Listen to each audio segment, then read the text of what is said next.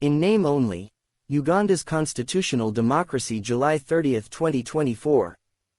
In name only, Uganda's constitutional democracy.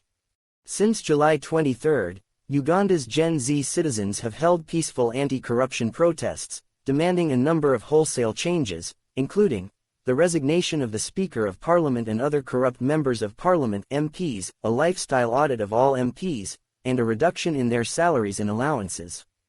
Such protests are a hallmark of a free and democratic society, and logic demands that these voices be heard by the authorities. Instead, Gen Z protesters, and those who joined them on the streets, were brutally suppressed by the police and the military, who pulled protesters into unmarked vans and tortured them, even in the face of public condemnation. These recent developments have brought the right to freedom of peaceful assembly and demonstration to the forefront of public debates in Uganda.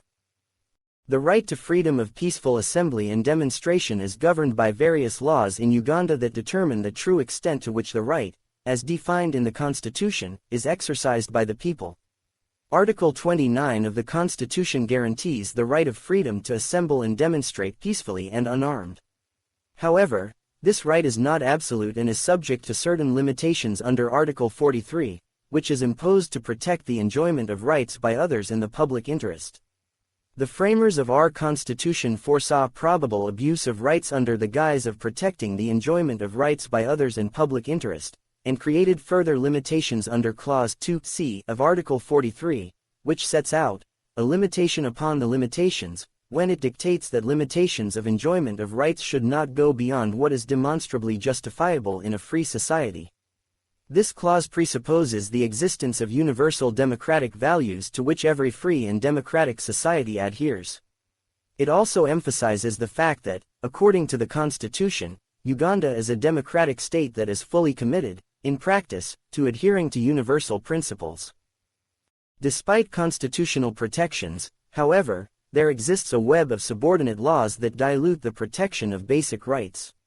For example, Parliament enacted the Public Order Management Act to regulate public meetings, which has turned out to be a convenient tool of the state to curtail the right to protest under the guise of safeguarding public order.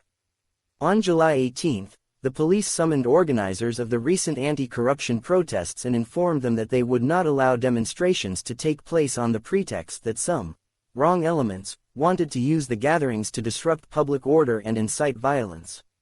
Likewise, the Police Act gives broad powers to a police officer to, among others, prevent what they vaguely define as public nuisances, without defining what exactly that offense is. While there is no such thing as public nuisance in the Penal Code Act, the related offense is common nuisance contrary to Section 160(1) of the Penal Code Act. From July 23 to 24, over 40 peaceful protesters were charged with common nuisance for allegedly causing inconvenience to the public. In sum, it is manifestly obvious that the state is using subordinate laws as convenient tools at their disposal to both curtail and criminalize the right to peacefully protest. The process by which the Ugandan state justifies limitations on the right to peacefully protest is contingent upon the value it attaches to it. Indeed, there is a disturbing trend of increasing pressure and growing intolerance towards the right to protest, where inconvenience to the public caused by peaceful protests receives greater attention than the protection and promotion of universal human rights. The Ugandan state has, under the guise of safeguarding public order, all too frequently abridged the right to peacefully protest. For example, on the eve of the peaceful anti-corruption protests this month, the president warned protesters that they were playing with fire. Such unreasonable limitations on peaceful protest by the state is an affront to the very people in whose name the state is allowed to temporarily govern. It is the fundamental rights that are fundamental, not the limitations. The Ugandan state has thus blurred the line between the constitutionally guaranteed right to freedom of peaceful assembly and demonstration, and criminal activity.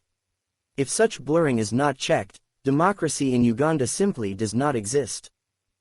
Bwambal Asimwe Michael is a human rights lawyer working with the Refugee Law Project Center for Forced Migrants at Makerere University School of Law, under the Access to Justice program. Follow on Twitter, @MikeBwambal.